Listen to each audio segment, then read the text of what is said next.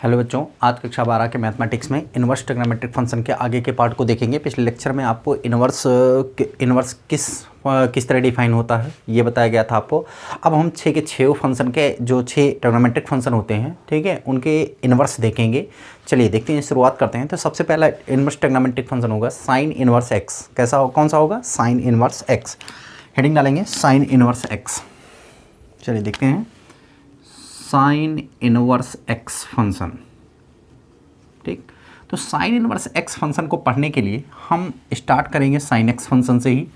ठीक है, किससे स्टार्ट करेंगे? साइन एक्स फंक्शन से। साइन एक्स फंक्शन का डोमेन लिखेंगे। ठीक है, देखिए साइन एक्स फंक्शन का डोमेन, इसी को कंपेयर करके पढ़ेंगे तो समझ में आएगा डोमेन। तो डोमेन ऑफ फंक्शन होता है आपका, याद होगा, आर लिख सकते हैं या -∞ टू +∞। और रेंज ऑफ फंक्शन इसमें होता है, कितना होता है? -1 से 1, और बड़ा ब्रैकेट होता है यहाँ पर -1 से 1, ये होता है आपका। अब ज़रा हम ध्यान देंगे, ठीक है, ध्यान देंगे क्या आप, अगर हम हाँ साइन इनवर्स एक्स हो गया, इसके ग्राफ पर ध्यान दें तो ग्राफ कैसा बना था?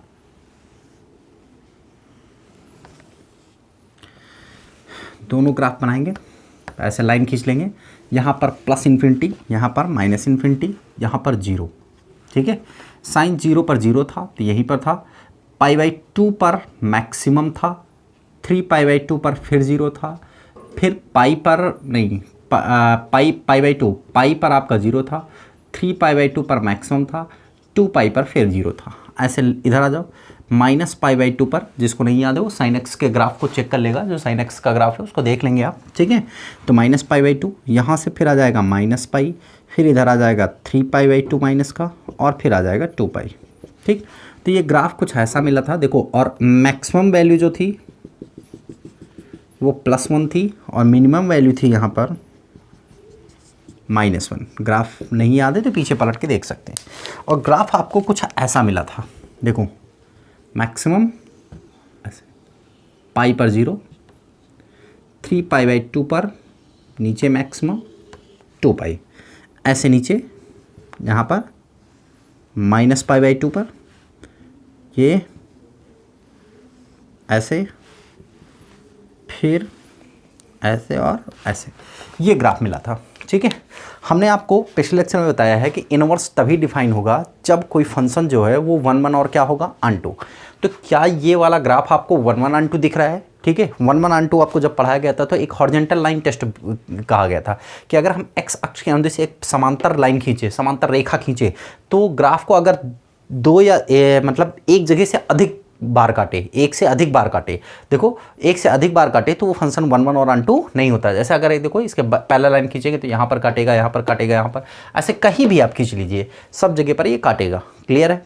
ठीक, तो इस तरीके से फंक्शन 1 1 नहीं है। वैसे एक्चुअली में कोई भी जो ट्रिग्नोमेट्रिक फंक्शन होता है 1 1 नहीं होता है। ठीक है, तो सबसे पहले अगर आप इसका इन्वर्स फाइंड करना चाहते हैं, किसका? साइन एक्स का। किसका इन्वर्स फाइंड करना चाहते हैं? Sine x. भाई ये ग्राफ है आपका fx = साइन एक्स का। किसका ग्राफ है ये? fx = ऐसे लिख सकते हैं, fx = किसका? Sine x. अगर साइन एक्स का ग्राफ है, ये किसका ग्राफ है? fx = sine x.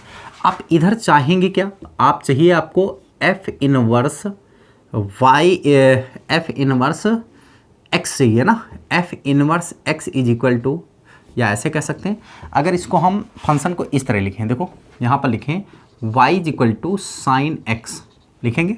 ठीक है, तो ये लिखेंगे आप y = यहाँ पर क्या हो जाएगा आपका? साइन इनवर्स y क्या हो जाएगा? x = क्या हो जाएगा? Sine inverse y।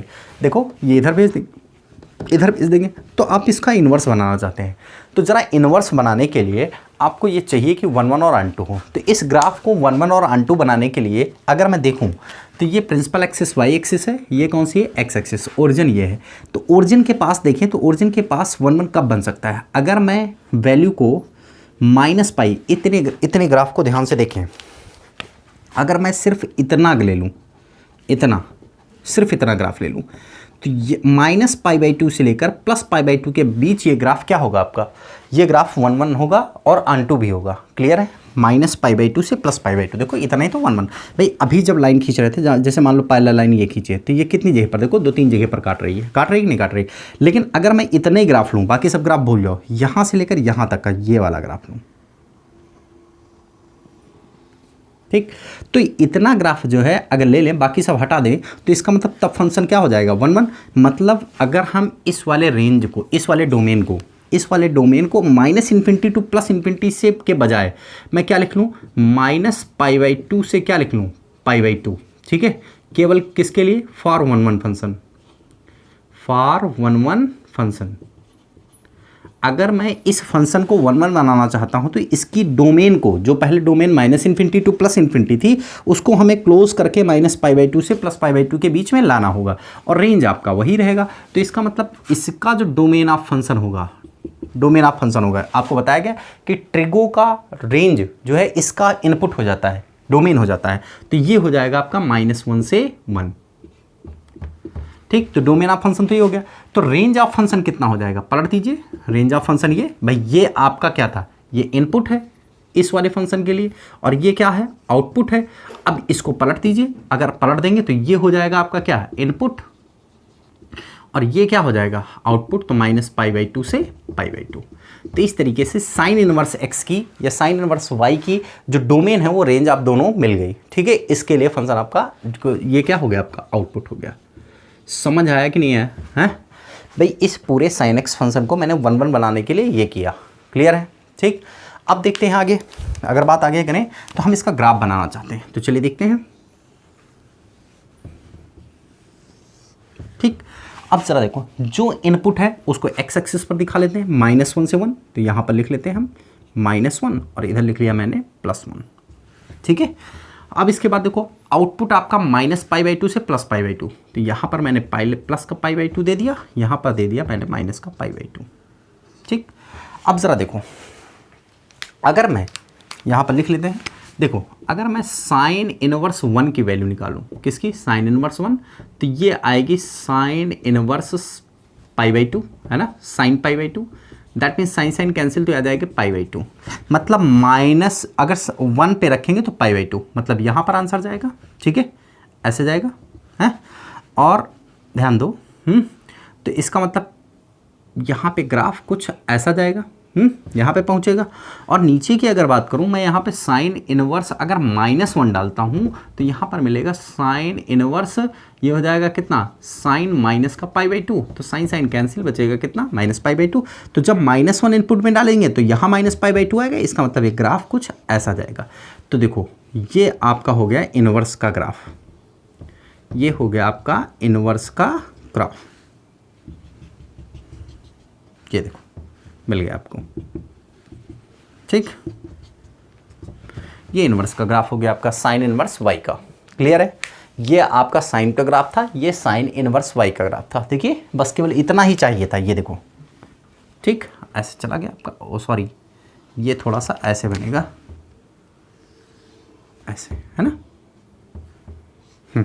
ऐसे बनेगा, ठीक है, ये बन गया आपका, क्लियर है। तो इस तरीके से ग्राफ आपका ये इन्वर्स का ग्राफ हो गया, ठीक। तो सभी लोग बना लेंगे इसको। देखिए ऐसे इधर रखेंगे, 1 पे π/2, -1 -2 π/2, हाँ सही है, ठीक है। इस तरह ग्राफ बनेगा आपका, और ये भी आपका वैसे ही बनेगा जैसे बना था, सही है।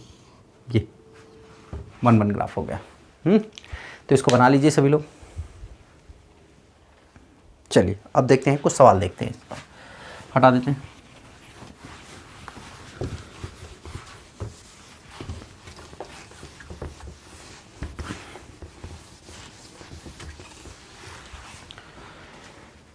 चलिए कुछ क्वेश्चन है आपके, साइन इनवर्स -1/2, इन सबको हल करेंगे आप। साइन इनवर्स -1/2 प्रिंसिपल वैल्यू निकालेंगे आप। और सेकंड नंबर है आपका, साइन इनवर्स 5, साइन इनवर्स 5, ठीक है। थर्ड नंबर है sine inverse -2, sine inverse -2। Fourth number है साइन इनवर्स 2 + x², 2 + x²। पहले छोटे छोटे देख लेते हैं, फिर कुछ और है उनको भी देखेंगे, ठीक है। 5 नंबर है साइन इनवर्स -1/√2, और इसी तरीके से 6 नंबर लिख लेते हैं साइन इनवर्स 1/2, ये लिख लेते हैं, ठीक। सबकी वैल्यू निकालते हैं, ग्राफ को याद करेंगे। ऐसे था, ये प्रिंसिपल वैल्यू इसी लाइन पर मिलेगी आपको, ठीक है। ये आपका यहाँ पर था +π/2, यहाँ पर है -π/2, ठीक। इधर 1 था, इधर क्या था -1। ये प्रिंसिपल वैल्यू है, ठीक है। ये प्रिंसिपल एक्सिस है, इसी पर मिलेगी सारी प्रिंसिपल वैल्यू, ठीक है। मुख्य शाखा है, इसको क्या कहते हैं हम, मुख्य शाखा, ठीक। तो सारी वैल्यूज़ यहीं पर आपको मिलने वाली हैं। चलिए देखते हैं। साइन इनवर्स -1/2 क्या होगा, साइन इनवर्स माइनस, है ना। अगर मैं लिखूँ तो साइन इनवर्स -θ होता है -sin θ, ठीक है। साइन इनवर्स -θ होता है माइनस का sin θ। माइनस को आप बाहर कर लेंगे, बचेगा कितना, साइन इनवर्स 1/2। देखो 1/2 कहाँ पर मिलता है, याद करिए। साइन इनवर्स साइन 1/2 माना था 30 डिग्री पर, तो 30 को लिख सकते हैं π/6। साइन कैंसिल हो जाएगा, साइन इनवर्स साइन कैंसिल हो जाएगा, तो बचेगा -π/6। अब आपको ये चेक करना है कि -π/6 जो आपने रेंज लिखी है उसमें आता है कि नहीं आता है, ठीक है। तो रेंज देखो -π/2 से +π/2 के बीच में ही आता है, इसका मतलब ये आंसर आपका सही है, ठीक है। -π/6 -π/2 से +π/2 के बीच में ही आता है, मतलब -π/2 का मतलब -90 और π/2 का मतलब +90 और π/6 का मतलब 30 डिग्री, तो -90 से +90 के बीच में ही 30 डिग्री आता है, तो सही है -30 डिग्री। क्लियर है। इसी तरीके से 5 नंबर पे चेक करो, है। देखो because 5 does not belongs to, input सही नहीं है इसका। इनपुट क्या होना चाहिए आपका, याद होना चाहिए। डोमेन क्या होना चाहिए, -1 से 1। डोमेन क्या है, -1 से 1, लेकिन 5 जो है -1 से 1 के बीच में नहीं है, तो फंक्शन नॉट डिफाइंड। यहाँ पर क्या लिखेंगे, फंक्शन नॉट डिफाइंड, मतलब इसका इनवर्स नहीं निकल सकता है। भाई 5 कहाँ -1 से 1 से, भाई इसका डोमेन क्या बताया था, डोमेन ऑफ फंक्शन था -1 से 1, और रेंज ऑफ फंक्शन तो क्या था -π/2 से +π/2। तो जो उत्तर है वो इसके बीच में आना चाहिए, और इनपुट सदा हमेशा जो है वो -1 से 1 के बीच में होना चाहिए, ठीक। तो यहाँ पर ध्यान देंगे 5 जो है वो बिलोंग नहीं करना -1 के बीच में, तो ये हो गया खत्म काम। ऐसे देखो, चूंकि इस वाले के लिए -2 does not belongs to -1 to 1, तो भाई -2 -1 से छोटा है ना, और इनपुट -1 से छोटा नहीं हो सकता है। इनपुट जो है वो -1 से छोटा नहीं हो सकता, तो यहाँ भी फंक्शन डिफाइन नहीं है। इस वाले की बात करो, देखो because 2 + x² is greater than 1, ठीक है। 2 + x², भाई x नेगेटिव हो नहीं सकता, 2 ऑलरेडी है, ठीक है। तो इसका मतलब 2 में कुछ जोड़ेंगे तो 1 से क्या होगा, बड़ा ही होगा, 2 से बड़ा हो जाएगा, तो 1 से बड़ी संख्या है, ठीक है। तो फंक्शन इस पर भी डिफाइन नहीं है, क्यों, क्योंकि इनपुट आपको सिर्फ -1 से 1 के बीच में ही चाहिए, और जबकि यहाँ पर इनपुट क्या है 2 + x², 2 1 से बड़ा है, देखो 1 से बड़ा है भाई। 2 + x² का मान नेगेटिव हो ही नहीं सकता है, ठीक है। तो 2 में कुछ जोड़ेंगे वो क्या हो जाएगा आपका, प्लस का हो जाएगा, तो 2 से बड़ा हो जाएगा, और वैल्यू आपको चाहिए केवल -1 से 1 के बीच में, तो इनपुट वैलिड नहीं है। तो कुल मिला के यहाँ भी आप मुख्य मान नहीं निकाल सकते हैं, ठीक। अब करें यहाँ पर -1/√2, तो माइनस बाहर आ जाएगा आपका, तो हो जाएगा माइनस का साइन इनवर्स 1/√2। अब जरा देखो 1/2 कहाँ मिलता है इन साइन में, तो ये हो जाएगा साइन π/4, 45 डिग्री पे साइन कैंसिल -π/4, और this is belongs to -π/2 to π/2, ये सही। तो ये -π/4 आंसर हो गया। भाई 45 डिग्री -90 से +90 के बीच में आएगा कि नहीं आएगा, ये हो गया। 1/2 की बात करता हूँ, ठीक है। तो देखिए साइन इनवर्स 1/2, ये हो जाएगा साइन 1/2 कहाँ मिलता है 30 डिग्री पर, तो π/6, साइन कैंसिल π/6, और दिस इज बिलोंग्स टू -π/2 से +π/2। मतलब इनवर्स में ये ध्यान देना होगा कि इनपुट भी आपका वैलिड होना चाहिए, भाई फंक्शन तभी डिफाइन है। इन फंक्शन के लिए इनपुट जो है वो कैसे होने चाहिए, वैलिड होने चाहिए, ठीक है। तो आपका इनपुट वैलिड भी है आपका, ठीक है। इनपुट वैलिड, तो ये 3 फंक्शन आपके डिफाइन नहीं है, क्यों नहीं है, रीज़न लिखा है। 5 जो है -1 से 1 के बीच में नहीं आता, -2 भी -1 से 1 के बीच में नहीं आता। भाई 5 जो है 1 से बड़ा है, लेकिन वैल्यू 1 से छोटी होनी चाहिए, ठीक है। और -2 -1 से छोटा है, लेकिन आपको इससे बड़े होनी चाहिए, और 2 + x² ऑलरेडी 1 से बड़ा होगा, तो इसलिए ये तीनों चीज़ें डिफाइन नहीं है, बाकी सबकी वैल्यू निकाल दी गई है, ठीक है। तो इस तरीके से यहाँ तक हो गया आपका। अब इसके बाद अगर हम बात करें, ठीक है, कुछ और फंक्शन है, ठीक है, उसका डोमेन और रेंज निकालना है आपको। हटा दें इसको, प्रिंसिपल वैल्यू निकल आएगी आपके यहाँ से। अब आते हैं cos x फंक्शन पर, किस पर आते हैं, कॉस एक्स फंक्शन पर।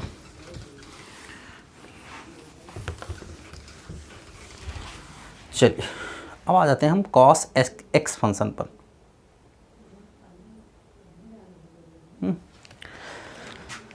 निकालना है आपको कॉस इनवर्स एक्स फंक्शन, लेकिन आपको उसके लिए पढ़ना किसका पड़ेगा, कॉस इनवर्स एक्स फंक्शन। तो सबसे पहले हम यहाँ पर कॉस एक्स का पढ़ेंगे। किसका पढ़ेंगे, कॉस एक्स का। कॉस एक्स का domain of function. Cos x में अगर इनपुट्स की बात करें तो कॉस एक्स में इनपुट्स क्या थे, याद हो, ठीक है, तो ऑल रियल नंबर थे, है ना, मतलब सारे माइनस इन्फिनिटी से प्लस इन्फिनिटी थे, लेकिन रेंज ऑफ फंक्शन जो था वो भी आपका -1 से क्या था, 1 था। तो यहाँ पर मैं इन्वर्स की बात करता हूँ। अगर इन्वर्स फंक्शन की बात करूँ, इन्वर्स फंक्शन, तो इन्वर्स फंक्शन की अगर मैं बात करूँ तो देखिए इसका रेंज तुरंत डोमेन हो जाएगा, ये आप जानते हैं, तो ये हो जाएगा -1 से 1। लेकिन अगर हम ध्यान दें, ठीक है, तो -1 से 1 के बीच में 0 भी आएगा, और 0 का अपोजिट जो होता है, 0 का जो अपोजिट होता है, ठीक है, वो इन्फिनिटी होता है, उस पर फंक्शन डिफाइन नहीं होगा। तो पहले इसका ग्राफ बनाएंगे तो समझ में आएगी बात। चलिए इसका ग्राफ बनाते हैं हम। ठीक, यहाँ पर 0 डिग्री है, यहाँ पर आपका 0 है, और फिर यहाँ पर है π/2 है, यहाँ पर है आपका 3 पाई है, फिर है 3 π/2 है, और फिर है आपका 2 पाई, बाकी इधर इन्फिनिटी है, हाँ। इसी तरीके से इधर -π/2 है, इधर का है पाई, फिर है इधर 3 π/2 माइनस का, और इधर है आपका 2 पाई माइनस का, सब इधर माइनस की वैल्यूज, इधर माइनस, और मैक्सिमम वैल्यू 1 है और मिनिमम वैल्यू है -1 का। ठीक, चलिए देखिए इसका ग्राफ देखेंगे। ये लाइन खींच दी, इससे ऊपर ग्राफ नहीं जानना है, ठीक है, ना इससे नीचे ग्राफ जानना है। ठीक, देखो cos 0 पे 1 मिलता है मैक्सिमम, ग्राफ यहाँ से स्टार्ट होगा π/2 पे 0, तो ये ग्राफ ऐसे गया, पाई पे फिर मिनिमम नीचे की ओर, तो ये ग्राफ ऐसे गया है। थोड़ा सा सही से बनाएंगे, ये ग्राफ ऐसे गया, 3 π/2 पर 0, 3 π/2 पे 0, 2 पाई में मैक्सिमम, ये ग्राफ ऐसे बना। ऐसे यहाँ पर -π/2 पर 0, -π पे -1, 3 π/2 पे यहाँ, और फिर ऐसे, ये बन गया आपका ग्राफ। ठीक, तो ज़रा ध्यान देंगे, मूल बिंदु के किस ओर, मूल बिंदु के किस ओर फंक्शन 1 1 और ऑन2 बना सकते हैं। ये फंक्शन तो आपका 1 1 ऑन2 नहीं है, कोई भी ट्रिग्नोमेट्रिक फंक्शन आपका 1 1 ऑन2 नहीं होता है, कोई भी ट्रिग्नोमेट्रिक फंक्शन। तो ये जो फंक्शन दिया गया, इसको 1 1 ऑन2 बनाने के लिए आप कहाँ से कहाँ तक की वैल्यू ले सकते हैं, जो मुख्य अक्ष के पास हो। ठीक है, देखो मुख्य अक्ष के पास आपको पॉजिटिव डायरेक्शन में 0 से पाई के बीच, देखो यहाँ से यहाँ तक के ग्राफ पर नज़र डालो। अगर ये इतना ग्राफ ले लें हम, ये इतना ग्राफ, ये से ये वाला, तो आपको 1 1 और ऑन2 ग्राफ मिल जाएगा, बाकी छोड़ देंगे, बाकी सब भूल जाओ। ठीक है, मतलब अगर हम इस वाले फंक्शन को 1 1 ऑन2 बनाना चाहते हैं तो इसको चेंज करना पड़ेगा हमें 0 से पाई में।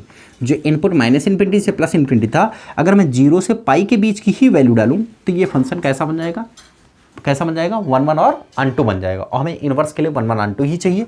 तो इसका मतलब ये हुआ कि रेंज ऑफ फंक्शन जो है भाई, ये पहले ये आउटपुट था, अब ये आउटपुट बन जाएगा ना, तो 0 से क्या हो जाएगा पाई, 0 से क्या हो जाएगा पाई। समझ में आया कि नहीं है, देखो ध्यान से। पहले ये रेंज जो था भाई, ये वाला पार्ट आपका क्या था, इनपुट था, ये ट्रिगो फंक्शन है, और ये क्या था, आउटपुट था।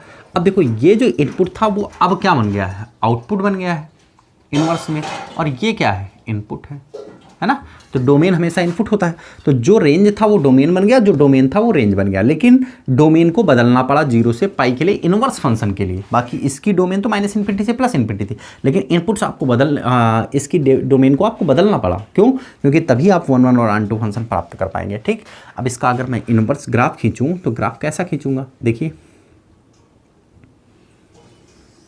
ये है, देखो x पर इनपुट डालना है, मतलब -1 यहाँ पर +1, 0 से पाई, तो देखो यहाँ पर 0 और पाई हो गया, यहाँ कहीं π/2 होगा है। तो देखो अगर हमें याद है तो यहाँ से देखो कॉस में जब पाई डालता हूँ तो कॉस पाई की वैल्यू -1 आती है। ठीक, यहाँ पर पाई है तो पाई पर -1, मतलब ग्राफ यहाँ कहीं से स्टार्ट होगा, ग्राफ यहाँ से स्टार्ट होगा। ठीक, देखो पाई पर -1, ये देखो पाई इनपुट में डाला, देखो पाई पर -1। ठीक है, ये आपका पाई। अब ये इनपुट है, ठीक, और ये क्या है, आउटपुट है। तो पाई डाला तो -1 मिला, है ना, या ठीक है, इनपुट -1 डाला तो क्या मिला, पाई। -1 डालेंगे तो उल्टा लग गया है, देखो कॉस इनवर्स -1 डालेंगे तो क्या मिलेगा, पाई मिलेगा, ठीक। तो ये देखो -1 पर पाई, और पाई बाई, जब कॉस इनवर्स क्या डालेंगे, 0 डालेंगे तो क्या मिलेगा आपका, पाई/2 मिलेगा। तो इसका मतलब ग्राफ ऐसे चलेगा यहाँ पर, है ना। और कहाँ तक जाएगा, जब 1 डालेंगे, कॉस इनवर्स क्या डालेंगे, 1 डालेंगे तो आपको क्या मिलेगा, 0 डिग्री मिलेगा, ठीक है। कॉस इनवर्स क्या डालेंगे, 1, तो 0 डिग्री। तो देखो 1 डाला तो 0, इसका मतलब ये ग्राफ ऐसे जाके मिला, ठीक है। तो ये इसका ग्राफ हो गया, ये ग्राफ हो गया इसका, ठीक, इनवर्स कॉस का ग्राफ हो गया है। तो आप इसको नोट कर लीजिए सभी लोग, ठीक है।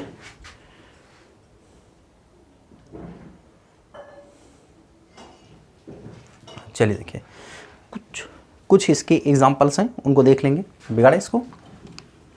चलिए देखिए, हो गया ना। ये इसमें प्रिंसिपल लाइन ये होगी, यहाँ से यहाँ तक इसको कहते हैं प्रिंसिपल लाइन। इसको क्या कहेंगे, प्रिंसिपल लाइन, ठीक है। ये इनवर्स के लिए प्रिंसिपल लाइन होती है, मतलब सारी वैल्यूज़ इसी में होंगी कॉस की, ठीक है, इनवर्स फंक्शन में, ठीक। नोट कर लीजिए सभी लोग। चलिए हटाते हैं।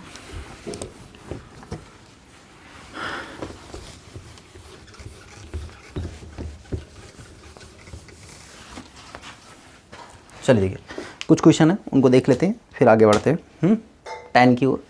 पहले कुछ सवाल हैं। नंबर 1 देखिए, पहला सवाल है fx = cos इनवर्स 5, एक तो ये है। सेकेंड नंबर है आपका cos इनवर्स 4 - x, ये है। दूसरा है, तीसरा है, इधर लिख लेते हैं तीसरा, fx = क्या है, cos इनवर्स 1 - 4 - x, ठीक। चलिए देखते हैं, शुरू करते हैं, स्टार्ट करें। देखो इनपुट में यहाँ पर क्या है, 5 है, इनपुट में 5 है, बिकॉज 5 जो है इज़ ग्रेटर देन 1, ठीक है, 5 इज़ ग्रेटर देन 1, ठीक है। Therefore 5 does not belongs to, input क्या है, -1 से 1, भाई इसका इनपुट डोमेन क्या है, डोमेन ऑफ फंक्शन है आपका -1 से 1 है, और रेंज ऑफ फंक्शन जो है वो 0 से पाई, मतलब आंसर आपका 0 से पाई के बीच में आना चाहिए, और इनपुट -1 से 1 के बीच में। तो ये आप 5 जो है -1 से 1 के बीच में नहीं है, फंक्शन नॉट डिफाइंड। तो ये हो गया काम खत्म। इसका आपको क्या करना है, इसका आपको डोमेन और रेंज फाइंड करना है, इस वाले फंक्शन का। Find the domain and range of function, यही है, इसमें भी करना है, find domain of function and कैसा, रेंज ऑफ फंक्शन। एक इंपॉर्टेंट टॉपिक है। चलिए शुरू करते हैं। देखो cos इनवर्स 4 - x, देखो 4 - x जो है वो बिलोंग किससे करना चाहिए, डोमेन कितना है, देखो ये -1 से 1 के बीच में होना चाहिए, -1 से 1, ठीक। अब आपको x पता लगाना, 4 है ना, तो इधर से देखो 4 - x और -4 घटा दो, बिलोंग्स सब में -1 -4 और 1 क्या हो जाएगा, 4, ठीक है। 4 से 4 कट गया, ये बचा -x, बिलोंग्स टू कितना होना चाहिए, -5 और -3 है, मतलब अगर माइनस से मल्टीप्लाई करें दोनों को, ठीक है, तो x बिलोंग्स क्या होना चाहिए, 3, 5, क्या होना चाहिए, 3, 5, x जो है वो 3, 5 के बीच में होना चाहिए, ठीक है। रेंज निकल आई आपकी, x की वैल्यू 3 से 5 के बीच में आएगी। 3 भी आ सकती है, 4 भी आ सकती है, 5 भी आ सकती है, ये हो गया। ज़रा इस वाले में देखो, आपका इसका जो रेंज है, मतलब ये जो 1 - 4x है वो -1 से 1 के बीच में होना चाहिए। भाई ये इनपुट है ना, तो इनपुट डोमेन होता है, तो इनपुट किसके बीच में ना, -1 से 1, लेकिन ये देखो 4 - x बटे में लिखा है, 4 - x क्या है, बटे में, मतलब इसमें 0 नहीं शामिल होगा, 4 - x 0 नहीं हो सकता है, 4 - x जो है वो 0 नहीं हो सकता है। तो अगर 4 - x 0 नहीं हो सकता, मतलब इसकी वैल्यू 1/4 - x बिलोंग करना चाहिए। देखो इधर से -∞ है, नहीं -1, इधर से -1, लेकिन डज नॉट इक्वल टू 0 है, और यूनियन 0 से +1 ऐसी होनी चाहिए। मतलब देखो -1 से 1 की सारी वैल्यू रख सकते हैं, लेकिन 0 नहीं रख सकते। देखो 0 में छोटा ब्रैकेट लगा दोनों साइड से, लगा कि नहीं लगा, मतलब आप जो है यहाँ पर 0 नहीं रख सकते हैं। क्यों, क्योंकि 4 - x बटे में है, और बटे में 0 नहीं आ सकता है, फंक्शन डिफाइन नहीं होगा, ठीक। तो इस तरीके से अगर मैं देखो इसको पलट देता हूँ, इसको ऐसे पलट देता हूँ, इसको पलट देता हूँ तो ये हो जाएगा 4 माइनस एक्स और बिलोंग्स -1 का अपोजिट तो -1 ही होगा भाई, -1। इसका उल्टा करेंगे तो इसके नीचे एक ही तो माना जाता, और फिर इसको 1/-1 लिख लो, -1 ही उत्तर हुआ। लेकिन जीरो का उल्टा जो होगा, जीरो का अपोजिट देखो, 0/1 लिखो, इसको उल्टा कर दो 1/0 क्या आ जाएगा, इन्फिनिटी। और माइनस वाले के साथ माइनस ही ले लो तो माइनस का हो गया इन्फिनिटी। क्लियर है। यूनियन, जीरो का उल्टा इन्फिनिटी, प्लस का ले लो प्लस के साथ, और 1 का उल्टा 1 ही होता है, ये लिखा है आपका। ठीक। अब यहाँ से देखो 4 माइनस एक्स और -4 कर लो भाई, इधर से 4 हटाना था तो माइनस कर दिया, सब में 4 कर लो, -1 -4 और माइनस इन्फिनिटी और माइनस का 4, यूनियन इन्फिनिटी माइनस का 4 है ना, और प्लस का 1 -4, ये हो गया। सबसे -4 कर लिया, 4 से 4 क्या हुआ, कैंसिल, -x, ये बच गया आपका -1 -4 का मतलब -5, और ये हो जाएगा आपका माइनस का इन्फिनिटी। यूनियन माइनस का, भाई देखो माइनस इन्फिनिटी से कोई भी संख्या घटाएंगे तो इन्फिनिटी रहेगा, इन्फिनिटी में कोई संख्या घटाएंगे तो इन्फिनिटी ही रहेगा। ठीक है, छोटा ब्रैकेट लगेगा इन्फिनिटी के बगल हमेशा। ठीक है, इन्फिनिटी और -1 ये हो जाएगा -3 बड़ा ब्रैकेट। अब जरा ये माइनस हटाएंगे तो माइनस से मल्टीप्लाई कर लेंगे तो x बिलोंग्स टू, माइनस से मल्टीप्लाई करेंगे तो ये हो जाएगा 5, और ये कितना हो जाएगा आपका प्लस का इन्फिनिटी, ये हो गया। यूनियन अगर हम माइनस से मल्टीप्लाई करेंगे तो ये हो जाएगा -∞ to 3, देखो इन्फिनिटी माइनस में चला गया, ये प्लस में गया, माइनस से मल्टीप्लाई किया गया तो ये इसकी रेंज हो जाएगी। मतलब 5 से इन्फिनिटी रख सकते हैं, 5 से बड़ी संख्या रख सकते हैं, और -∞ से 3 तक रख सकते हैं, बीच की संख्याओं को नहीं रख सकते हैं इसमें। ठीक है, देखो ऐसे समझो, यहाँ पर लिखा है आपका 3, यहाँ पर लिखा है 5, यहाँ पर लिखा है प्लस इन्फिनिटी, यहाँ पर रख सकते हैं माइनस इन्फिनिटी। तो आप यहाँ से यहाँ तक की सारी वैल्यूज़ रख सकते हैं, ये वाली। ठीक है, बस, और ये रख सकते हैं, लेकिन ये 3 से 5 की वैल्यू आप नहीं रख सकते हैं। 3 से 5 के बीच की जो वैल्यू होंगी, मतलब 3, 4 और 5, ये नहीं रखी जा सकती है। ठीक है, समझ में आएगी नहीं है।